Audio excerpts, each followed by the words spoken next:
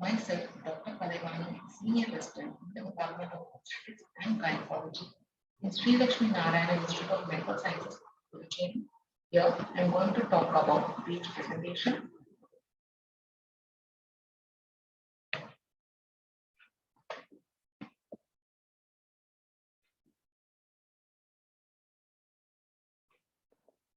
Breech presentation is a longitudinal line with a variation in polarity. Peter felt this is the leading rule, so that the incidence of breech presentation at 28 weeks of gestation was about 25%, whereas one-third of cases were undiagnosed. Normally, the increasing bulk of the buttocks seeks a more spacious congress, so that the breech presentation persists at term in 3 to 4% of single-time deliveries. Now coming to the classification of breech presentation. Breech presentation can be classified into three types. One is frank breech, second one is complete breech, and third one is incomplete breech.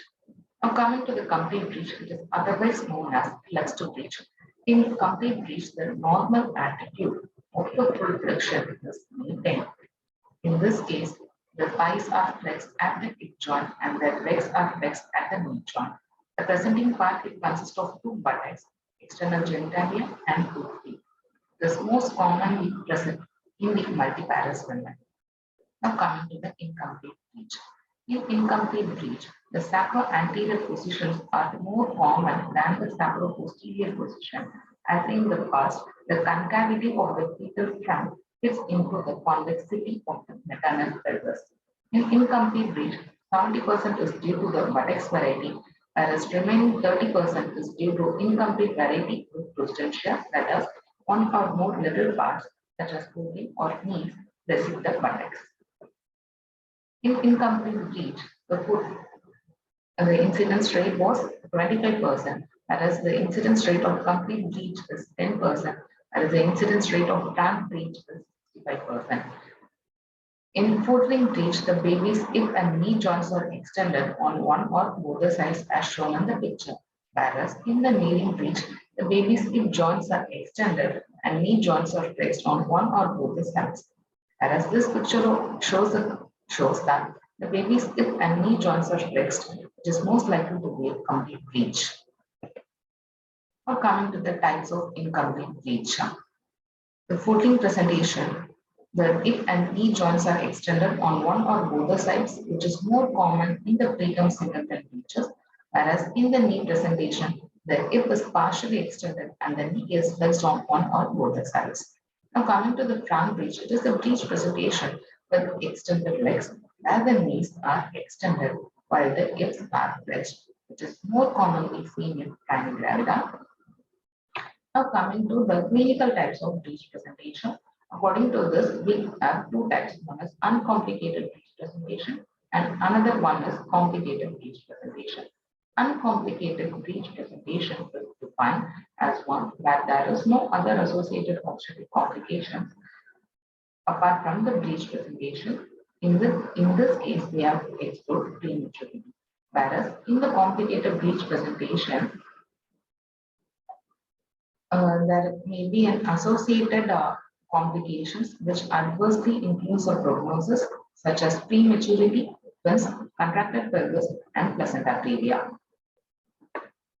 Now coming to the diagnosis, the risk factors for breech presentation, it includes maternal factors, fetal factors, and placental factors. In placental factors, there are two factors. One is the placenta previa and another one is the fundal placental implantation. Whereas the maternal factors and most probably due to the different anomalies, pelvic tumors, with multiparous women with uterine relaxation, with previous history of breech delivery. Coming to the fetal factors, it may be due to abnormal amniotic fluid volume, either it may be due to polyhydramnios or oligohydramnios, as well as the anomalous baby, such as hydrocephaly and capillary, as well as due to the multifetal gestation and early gestation age. Now coming to the diagnosis. We have to do para-abdominal examination to ascertain the fetal presentation using Leopold maneuvers. There are four Leopold maneuvers. In the Leopold maneuver, there is maneuver one, there is a R-round ballotable edge is felt at the fundal side. Whereas in the Leopold maneuver two, back and small parts of felt. In Leopold maneuver three, there is a movable breech felt in the pelvic inlet. Whereas in the maneuver four, firm breech is felt just beneath the pelvic symphysis.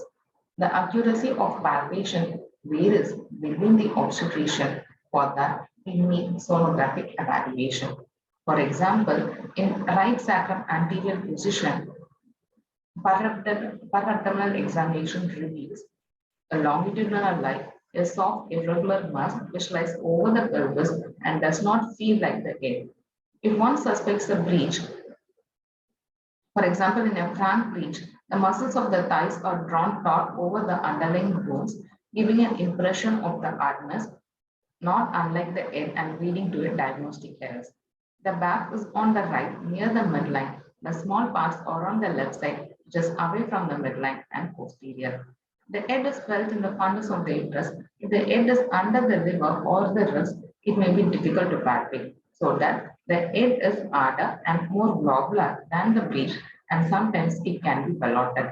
Whenever a ballotable mass is felt in the fundus, a breech presentation should be suspected. There is no cephalic prominence and the breech is not ballotable. Now coming to the fetal heart tones, which are here loudest at or above the level of the umbilicus and on the same side as in the back. In right sacrum anterior position, the fetal heart rate is here best in the right upper quadrant of the maternal abdomen. Sometimes the fetal heart rate is here just below the umbilicus, hence the diagnosis made by palpation should not be changed because of the location of the fetal artery. Now coming to the vaginal examination in the right sacrum anterior position, the presenting part is eye. The smooth regular R head with its usual lines and fontanelles are absent. This negative finding suggests a malpresentation. The presenting part is soft and irregular. The anal orifice as well as the ischial tuberosities are in the straight line, so that the breech presentation may be considered. Sometimes in the frank breech, the sacrum is pulled down and it is felt by the examining finger. It may be mistaken for the head because of the bony hardness. The sacrum is in the right quadrant, anterior quadrant of the pelvis, and the bitrochanteric diameter is in the right oblique diameter of the pelvic inlet. Sometimes the foot is felt and it must be distinguished from the hand. Vaginal examination is also done to differentiate between breech as well as a cephalic presentation, and also to differentiate the different types of breech presentation, such as frank breech, complete breech, as well as the floating breech. In the frank breech, ischial tuberosity, sacrum, anus, and external genitalia may be felt, but the muscular resistance of the anus, with or without the passage of meconium, there is a straight line is noted between the ischial tuberosity and anus. Whereas in the complete breech, the feet is felt along the side of the buttocks, whereas in footling presentation, one or both the feet which is felt inferior to the buttocks, whereas in cephalic presentation, fetal sutures and fontanelles were noted. There is a less yielding jaws are felt, and there is a triangular line noted between the malar eminences as well as the mouth. Now coming to the fetal positions, which is designated to reflect the relations of the fetal sacrum to the maternal pelvis. The denominator in the breech presentation is the sacrum. The first position is the left sacro-anterior, that is back anterior and to the left side. Whereas in the second position, that is right sacro-anterior, back is anterior and to the right side. Whereas in the third position is the right sacrum posterior, back is posterior and to the right. Whereas in the fourth position, it is a left sacro-posterior, so that in this case, back is posterior and to the left side. And the fifth position is the sacrum transverse position. In addition, in pervaginal examination, if there is any slow dilatation of cervix with a sausage shample bag of forewaters are felt, and it may lead to the premature rupture of membranes as well as the prolapse of the cord. After the rupture of the membrane, the presenting part is felt. That is the two buttocks, the anus in between the genital on one side and sacral spines on the opposite sides were noted up. In case of breech with extended legs, the buttocks only are felt In case of booting presentation, the pleats are felt at lower level than the buttocks.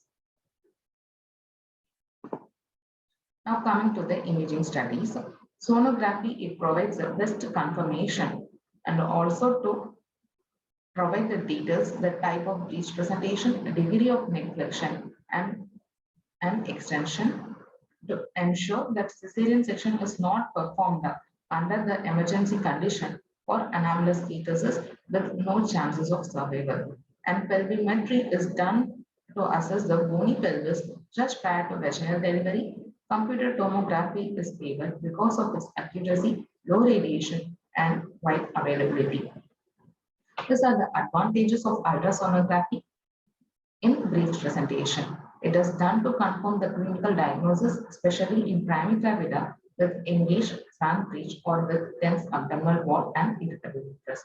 It can detect a fetal congenital abnormality and also congenital anomalies of the uterus, and also to indicate the type of breech presentation, that is complete breech or incomplete breech. It also measures the biparietal diameter, gestation age, and approximate weight of the fetus. It also localizes the placenta and it will assess the lighter volume, that is the amniotic fluid volume. Now coming to the pelvimetry. There are few favorable signs for the successful vaginal breech delivery. In inlet, the transverse diameter is more than 12 centimeter, and in the mid-pelvis, the interspinous diameter is more than 10 centimeter, whereas in the pelvic inlet, again the anteroposterior diameter is more than 10.5 centimeter. The favorable features for the successful vaginal delivery in pelvimetry is if the fetal bipyramidal diameter is subtracted from the inlet transverse diameter, then the value, if it is more than or equal to 2.5 centimeter, it is one of the favorable sign for the successful vaginal delivery. Similarly, if the fetal biparietal diameter is subtracted from the mid-pelvis interspinous diameter, the value is more than or equal to 0, then again it is one of the favorable sign for successful vaginal delivery. The obstetrical conjugate of the pelvic inlet subtracts the fetal biparietal diameter, and if the value is more than or equal to 1.5 centimeter, and then it also favors the successful vaginal delivery. The decision making.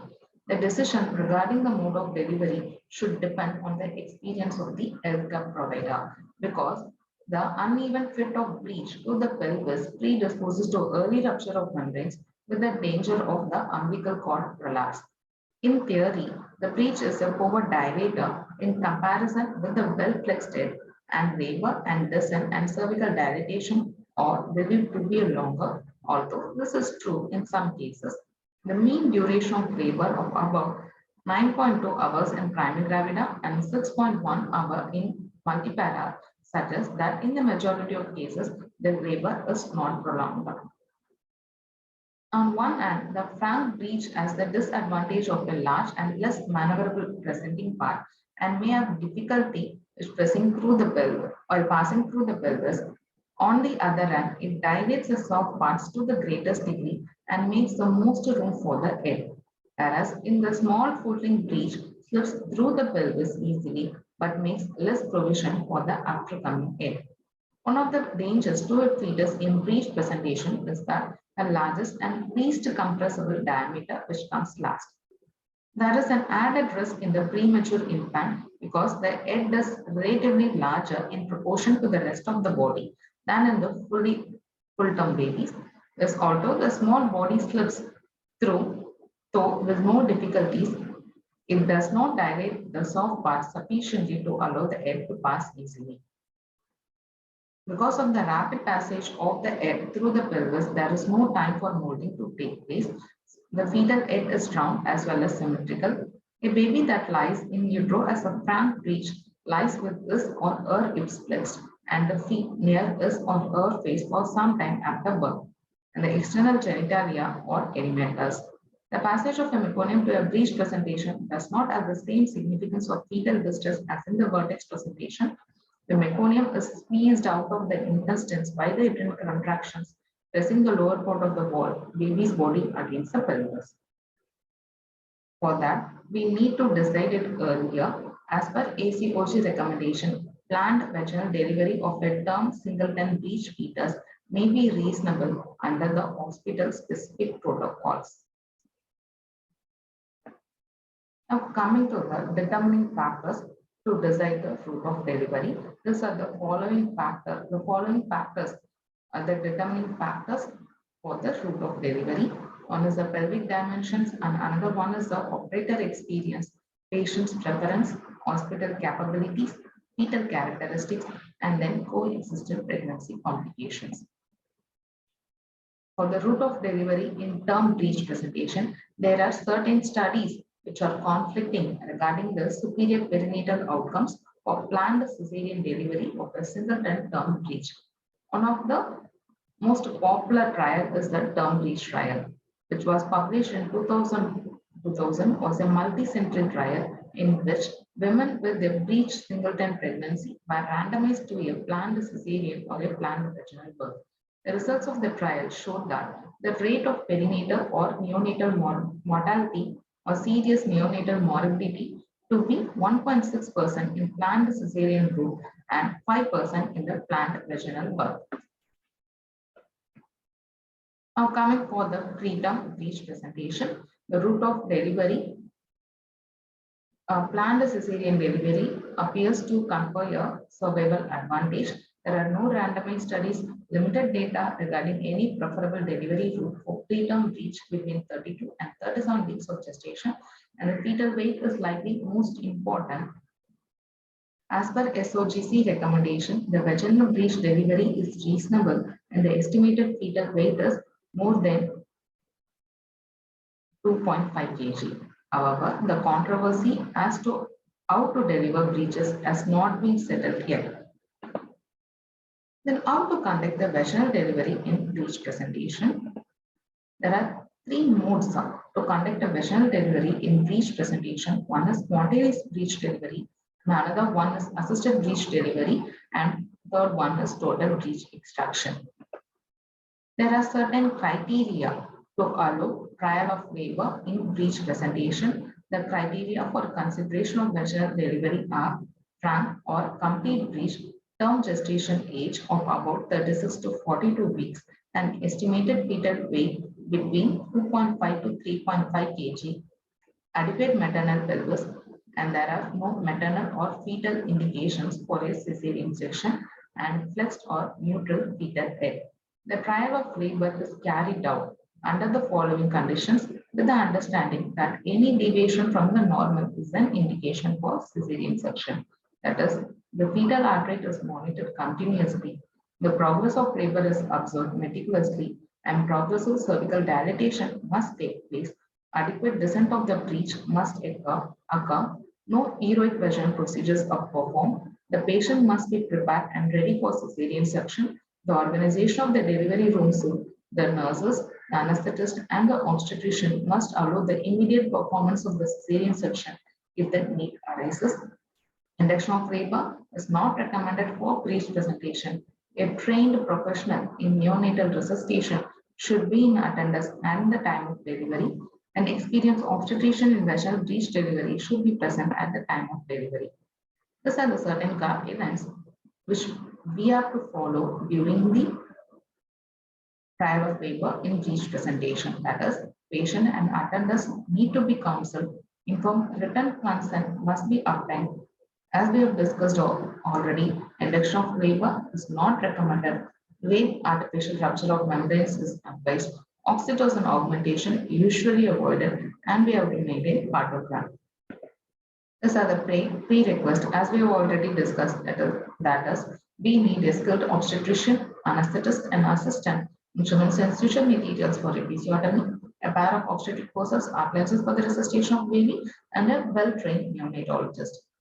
These are the three principles which we have to follow during the trial of labor in breech delivery. Never to rush, never to pull, but to push from above. Always keep the back of the baby anteriorly. Now coming to the procedure, we have four parts. The first part is the preparation. Second part is the delivery of the breech, followed by delivery of the shoulder and delivery of the aftercoming head. During preparation, the patient is brought to bed when anterior buttock and the anus are visible. Keep in left lateral position, place her in lithotomy position in the posterior buttock, distance the perineum.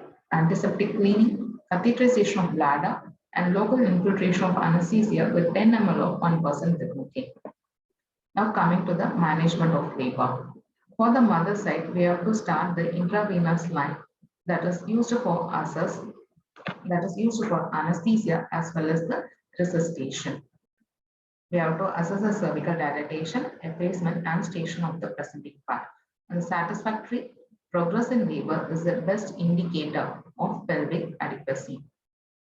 In the first stage of labor, because most of breech presentation that meets the criteria for a trial of labor progress to a successful vaginal delivery, observant expectancy, supportive therapy, and absence of interference are the procedures of choice. The patient may be ambulatory if the breech is well applied against the dilated cervix. It is best to maintain the intact membranes until the cervical dilatation is far advanced. Too frequent vaginal or rectal examination or any procedure that might contribute to premature rupture of bag of waters, and it should be avoided. When the membranes do rupture, vaginal examination is done to rule out the prolapse of the umbilical cord and also to determine the exact condition of the cervix. Meconium is no cause for alarm as long as the fetal heart rate is normal. An intravenous infusion of crystalloid solution, either normal saline or renal lactate, should be instituted. Fetal well-being should be monitored using continuous electronic fetal heart rate at least every 15 minutes. If it is non-reassuring, the decision must be made regarding the necessity of cesarean delivery. Progress of labor should be well documented. When progress is slow, the oxytocin augmentation should be used with caution in cases of inadequate uterine contractions. If progress is less than 0.5 centimeter per hour, or if there is no progress in 2 hours despite adequate uterine contraction, cesarean section should be performed.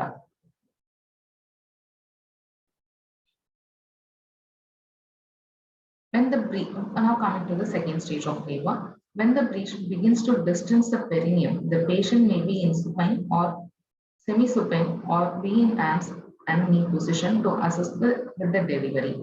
The semi-supine position is the best position in which to assist the birth and to handle the complications. The patient's bladder must be emptied. Once the cervix is fully dilated, the passes against stage may last up to 90 minutes. This allows the breech to descend into the lower pelvis. The delivery is not imminent. After active pushing for 60 minutes, cesarean section should be performed. Now coming to the spontaneous breech delivery. The fetus is expressed spontaneously without any manipulation other than the support of the newborn. It is most common during the delivery of a dead fetus. It accounts for only 10% of the total breech deliveries done. Now coming to the mechanism of labor, the cardinal movements with breech delivery is the denominator is the sacrum and the engaging diameter is the bitrochanteric diameter, and the most common position is left sacro-anterior. The cardinal movements are engagement with bitrochanteric diameter followed by descent of the breech. In that case, the anterior hip usually descends more rapidly, followed by the internal rotation of about 45 degrees when the resistance of the pelvic floor is met, bringing the anterior hip towards the pubic arch. And this is followed by the lateral flexion of the fetal body, and the posterior hip is forced over the perineum. And then external rotation, that it is very slight external rotation after the birth of the breech, that is the back turns anteriorly as the shoulders are brought into the relation with one of the oblique diameters of the pelvis and then followed by the expulsion of fetus. Now coming to the delivery of breech presentation. Episiotomy is given when the climbing of the breech occurs. The patient is asked to bear down. No touch to the fetus policy is strictly followed if there is any difficulty. Groin traction is given. Umbilical cord is pulled down to one side of the sacrum to avoid cord compression. After the delivery of the umbilicus, the back is posterior, rotated to anterior. Now coming to the delivery of the shoulder, what we have to look for? We have to look the position of the scapula, whether it is parallel or unique. If it is parallel, then it indicates flexed arms. If it is wingy, then it indicates extended arms. What we have to do for flexed arms? The shoulders are to be delivered one after the other only when one axilla is visible. Delivery is simply done by hooking out each arm at the elbow. This is the delivery of the posterior shoulder, and this picture shows the delivery of the anterior shoulder. Now, the delivery of the aftercoming head. It is a crucial part of the breech delivery. The interval between the delivery of the umbilicus to the delivery of the head should be 5 to 10 minutes. There are three methods to deliver the aftercoming head. One is the modified Morris's Melville technique, another one is Burns-Marshall technique, and another one is the forceps delivery.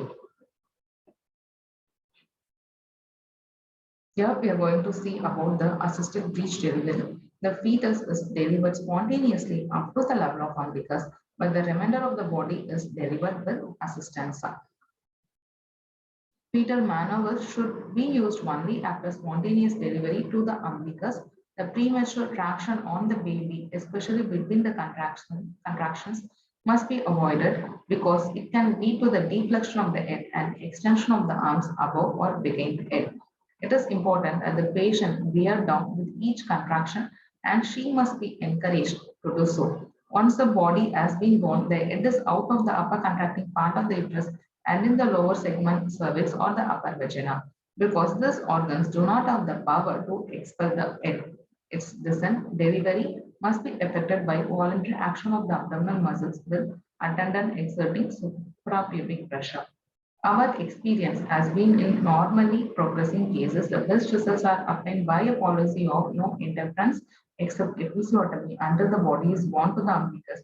This permits the cervix to become not only fully dilated but also paralyzed, which is one of the important factors in minimizing the dystocia with the African period. Are bearing down and expulsive efforts by the mother during the contraction, and we have to and there is a maintenance of suprapubic pressure during the descent to aid delivery and to keep the head in flexion. In assisted breech delivery, there are good reasons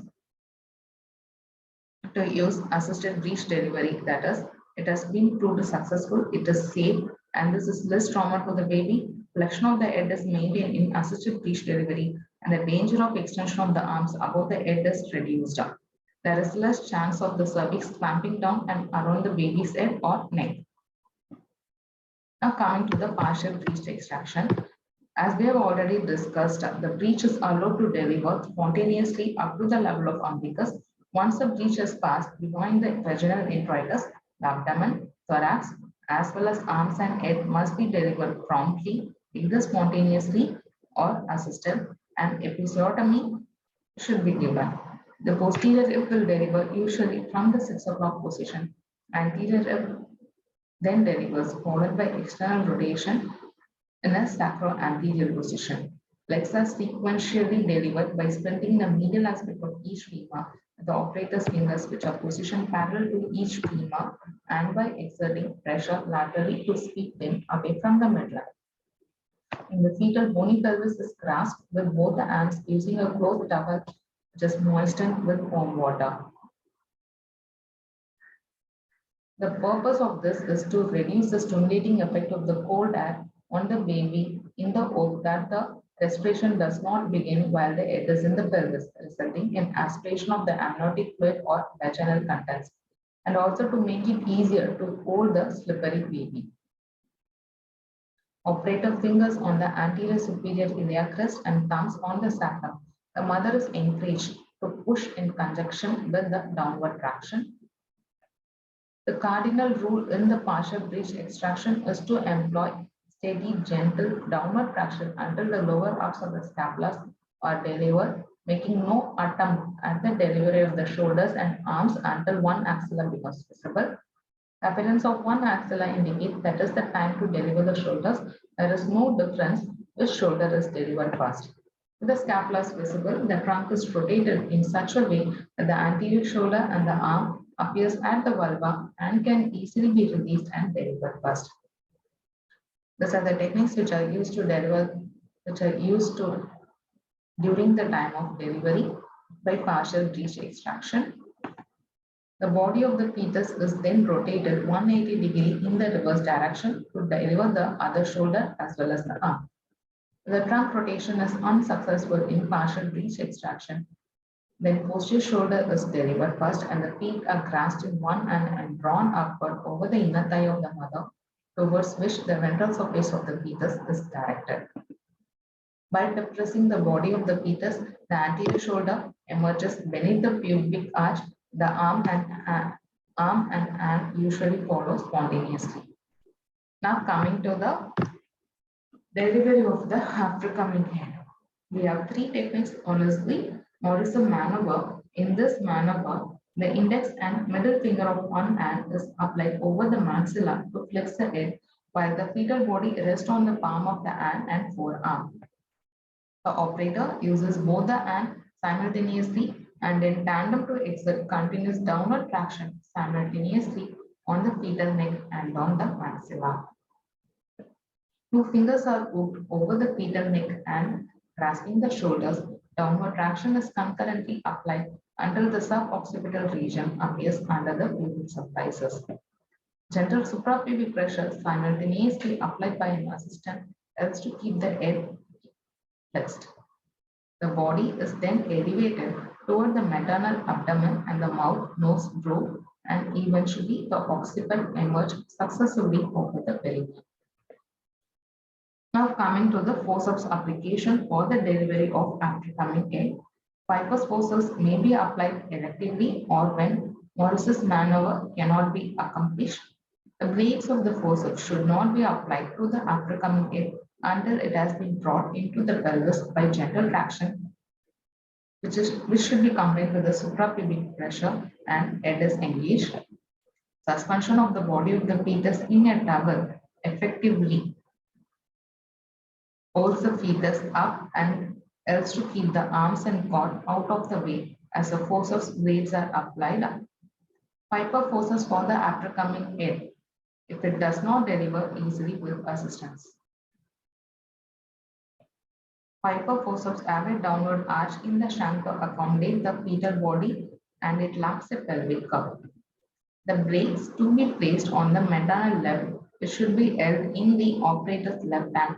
The right hand slides between the fetal head and left maternal vaginal side wall to guide the blade inward and around the parietal bone. The opposite blade mirrors this application. Once in place, the blades are articulated and the fetal body rests across the shanks. The head is delivered by pulling gently outward and raising the handle simultaneously. This rolls the face over the perineum while the occiput remains beneath the pubic symphysis until after the brow delivers. Ideally, the head and body move in unison to minimize the trauma. The advantages of forceps application in breech presentation. Delivery can be controlled by giving a pull directly on the head, not through neck. Adequate flexion of the head is always ensured. Mucus can be sucked out from the mouth more effectively. Now coming to the third technique, that is the Burns-Marshall method. In this method, the baby is allowed to hang on its own weight. The assistant is asked to give suprapubic pressure with the flat hand in a downward and backward direction. This is to promote the flexion of the head. When the nape of the neck is visible under the pubic arch, the ankles of the baby are grasped with the finger in between. Maintaining a steady traction, a wide arc of the circle is formed by swinging the trunk upwards and forward direction. Left hand is placed over the perineum to successfully slip off from the face. Now we are going to see about the complicated breech delivery. That is, there are a few complications are encountered during the trial of labor in breech presentation. So one of the most common complications have been encountered during breech delivery is the entrapment of after-coming fetal head, and another one is extended arms or nuchal arms and extended legs and failure of anti-rotation of fetal back.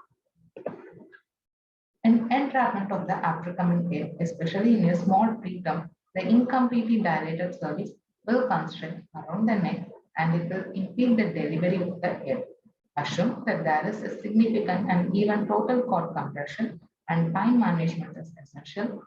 Try putting gentle traction on the fetal body. This may manually slip the cervix over the occiput. If this is not successful, then do some incision may be necessary. That is the incision at 2 o'clock position followed by a second incision at 10 o'clock position. Infrequently, additional incision is required at 6 o'clock position. Incisions are so placed to minimize the bleeding from the laterally located cervical branches of the uterine artery. If it is failed, in the last resort, we have to replace the fetus either into the vagina and uterus. Then we have to perform the cesarean delivery. In newborns, by rotating the fetus through a half circle in such a direction that the friction exerted by the birth canal will serve to draw the elbow towards the face. If this is failed, it may be necessary to push the fetus upward in an attempt to release it. If still unsuccessful, try hooking your fingers over and force the arm over the shoulder and down the ventral surface. And now coming to the modified practice maneuver. Rarely, the back of the fetus fails to rotate to the anterior. So rotation of the back to the anterior may be achieved using a stronger contraction on the fetal legs or bony pelvis. If it is unsuccessful, we have to try the modified practice maneuver. In this, the two fingers of one hand is used to grasp the shoulders of the back, down the fetus from below, while the other hand draws the feet up and over the maternal abdomen. Now coming to the Pinard's maneuver, which is used for frank breech decomposition. In this procedure, we have to manipulate within the birth canal to convert the frank breech into the footing breech. It is most commonly performed in case of extended legs. It aids in bringing the fetal feet within the reach of the operator. It should be accomplished more readily if the membranes have ruptured more only recently. Minimal amniotic fluid, it leaves the uterus become tightly contracted around the fetus. For that, we need to give the pharmacological relaxation, generally the general anesthesia, magnesium sulfate intravenously, beta-mimetic agents such as telbutalin 250 micrograms. Two fingers are carried out along one extremity to the knee to push it away from the midline. Spontaneous flexion usually follows and the foot of the fetus is felt to impinge on the back of the hand. The fetal foot then may be grasped and brought down. Now coming to the total breech extraction, it is rarely done these days. One of the few indications where it may be followed are: one is the delivery of the second rib after the internal podaric version and delivery of the extended legs which are arrested at the cavity or outlet. A hand is introduced through the vagina and both the feet of the fetus are grasped. With the gentle traction, the feet are brought through the introitus. The traction is continued and successful parts are grasped and extracted until the buttocks emerge and the body rotates anteriorly. The remaining steps are completed as it is done for the assisted breech delivery. So in this picture, hand is introduced through the vagina and both the fetal feet are grasped. The ankles are held with the second finger lying between them. With gentle traction, the feet are brought through the introitus. In complete as well as in the incomplete breech, if the difficulty is experienced in grasping both the feet, first one foot should be drawn into the vagina but not through the introitus. Then the other foot is advanced in a similar fashion. Both feet are grasped and pulled through the vulva simultaneously. As the legs begins to emerge through the vulva, downward gentle traction is continued. And the breech appears and the vaginal outlet, gentle traction is applied until the hips are delivered. The thumbs are then placed over the sacrum and the fingers over the hips and partial breech extraction is done. Whereas in frank breech presentation, moderate traction is exerted by a finger in each groin and aided by the generous episiotomy. Once the hips are delivered, each hip and knee is flexed to deliver them from the vagina. Once the breech is pulled through the introitus, the steps described for the partial breech extraction are then completed. Now coming to the complications of the vaginal breech delivery. Maternal complications. When spontaneous delivery takes place, a maternal prognosis is good. whereas the genital tract lacerations and hemorrhage may be caused by excessively rapid and forceful delivery of the baby to the pelvis that is too small or in which the soft parts have not been dilated sufficiently. The other complications there may be, it may extend to the hysterectomy incision, vaginal and cervical wall lacerations may be noted, and there may be increased in the infection risk because of the repeated vaginal examination and anesthesia related complications such as uterine relaxation, which leads to the uterine atony and postpartum hemorrhage. Now coming to the perinatal complications, the fetal mortality and morbidity rates associated with vaginal delivery of full-term breech presentation are 3 times those of the cephalic presentation. The worst prognosis is seen in the premature breeches. The risk is highest in double footing presentation and lowest when the breech is the trunk presentation.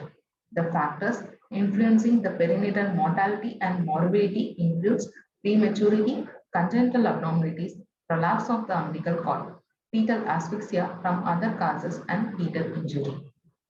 Intracranial hemorrhages are more common with breech presentation than with the cephalic presentation, and it is a major cause of a fetal mortality. Sometimes the unmolded head has to pass rapidly and with the difficulty through a borderline pelvis. Prolapse of the umbilical cord is more common than in the cephalic presentation, especially when the presentation is floating and when the mother is multiparous. Trunk breech presentation has the lowest incidence. The danger of injury is as great in the multiparous women as in the primigravida. In difficult deliveries, the risk of damage to the baby is 20%. In easy births, it is 3.5%. The fetal outcome is worse when the diagnosis is not made before the onset of labor.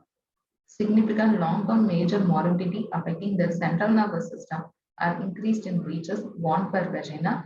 This include cerebral palsy, epilepsy, mental retardation, and hemiplegia. About 15% of fetal deaths occur during labor. The remainder are divided more or less equally between the fetal death in utero before the onset of labor, congenital anomalies which are incompatible with life, and neonatal death. Now, coming to the causes of death or damage to the body of fetus, that is, a prematurity is a major etiological factor in the perinatal morbidity and mortality of infants presenting breech. The risk of death during the labor is much higher for premature fetuses in breech presentation than cephalic presentation. And the congenital malformations. The incidence of anomalies among the fetuses presenting by the breech is twice that seen in the cephalic presentation, that is 6.3% versus the 2.4%. Known fetal disorders associated with breech presentation includes congenital dislocation of the hip, hydrocephaly, anencephaly, and meningomyelocele, as well as some less common anomalies and asphyxia-related complications. Prolonged compression of the umbilical cord between the pelvis and the aftercoming head, actual prolapse of the cord, and aspiration of amniotic fluid and vaginal contents are caused by the active breathing before the head has been born. Prolonged and hard labor, it may result in the asphyxia. Now coming to the injuries to the brain and skull, the aftercoming head passes to the pelvis rapidly. Instead of gradual molding taking place over several hours, the rapid and sometimes excessive compression and decompression occur within a few minutes. The ligaments of the brain are subjected to sudden and marked stretching with the risk of laceration, intracranial hemorrhage. Injury to the brain may follow delivery through an incompletely dilated cervix or through a pelvis whose adequacy has been estimated incorrectly. And there may be minute hemorrhages and fractures of the skull with minimal brain dysfunction. One study has reported that the frequency of learning and motor defect is higher in infants delivered vaginally as breech presentation than in the infants delivered as cephalic presentation. This include difficulties in reading and writing and disturbances in hearing, sight, and speech. It is not known whether the basic etiology factor is anoxia or trauma. Unfortunately, this study has not matched a number of important variables and a cause and effect relationship has not been proved. A study in the Netherlands of the neurological status of the children born by vaginal delivery involving 256 cases and matched controls found that significant differences between the study and control groups existed only for the minor neurological dysfunction. The conclusion reached was that the main danger of breech presentation lies in the associated complications of pregnancy rather than the mode of delivery. Outcomes for children at 2-year follow-up in the term breech trial published in 2007 showed that there was no difference between the planned cesarean delivery group and planned vaginal delivery group. And there are certain damages resulting from the difficult delivery, such as the fractures of the neck, a humerus, clavicle, and femur, cervical and brachial plexus paralysis, and rupture of the liver caused by grasping the baby too tightly around the abdomen while extracting the fetus, damage to the fetal adrenal glands, injury to the spinal cord, traumatized pharynx caused by the obstetrician putting his or her finger in the baby's mouth to aid delivery, and damage to the abdominal organs may be noted while grasping the baby lips and not the trunk.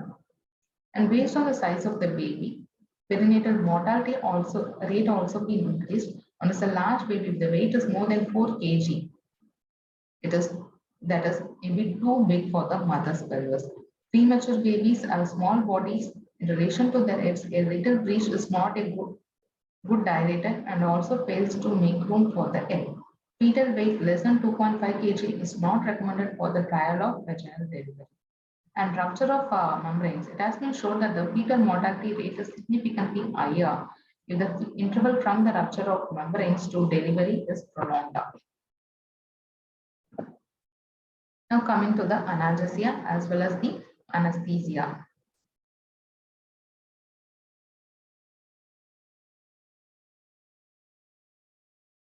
Podental block or perineal infiltration permits the episiotomy without pain and facilitates the delivery by relaxing the muscles.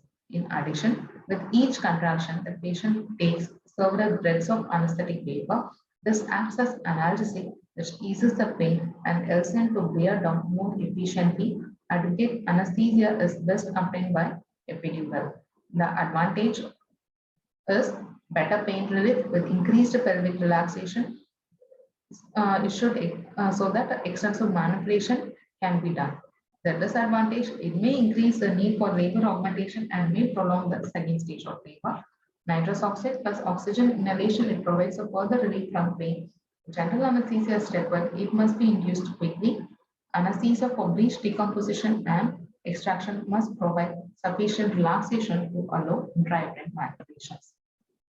Now coming to the management of the breech during the late pregnancy, that is, we can do either external cephalic version or internal podalic version.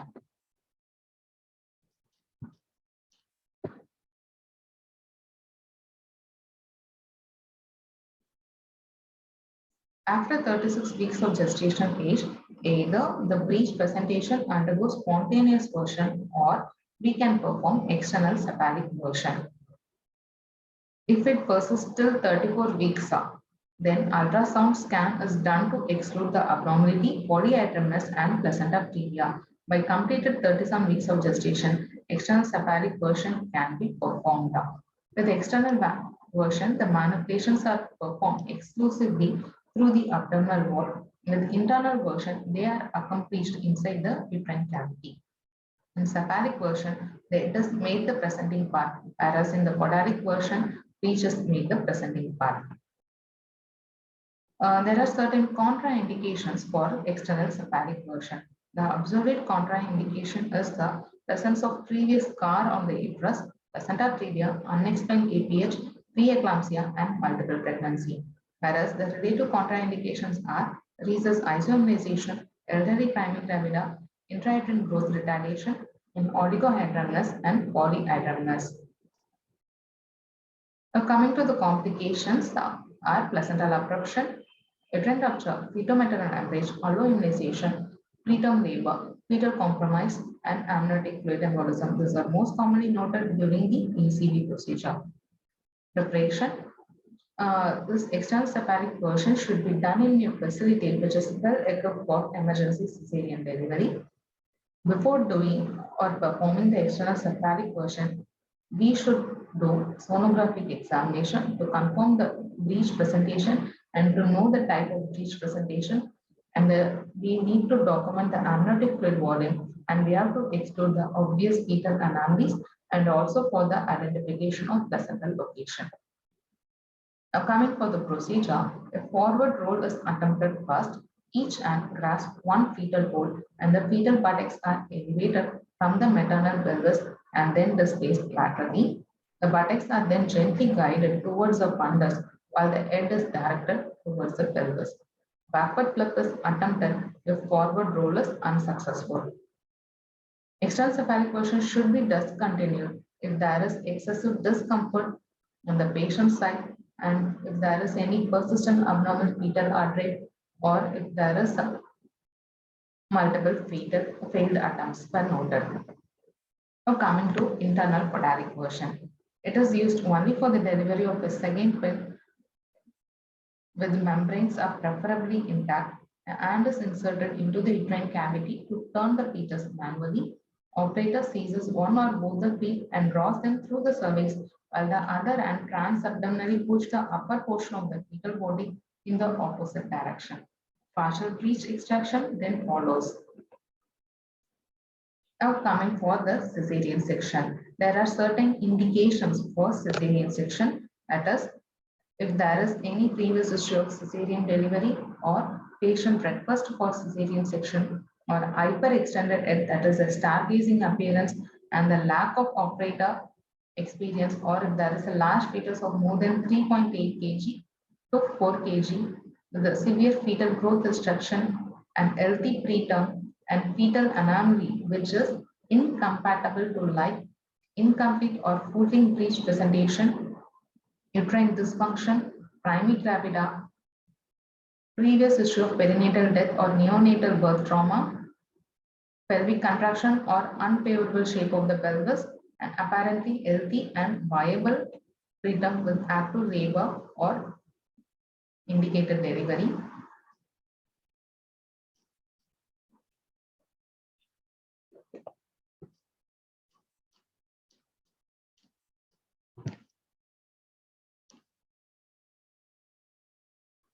Now coming to the fetal prognosis system.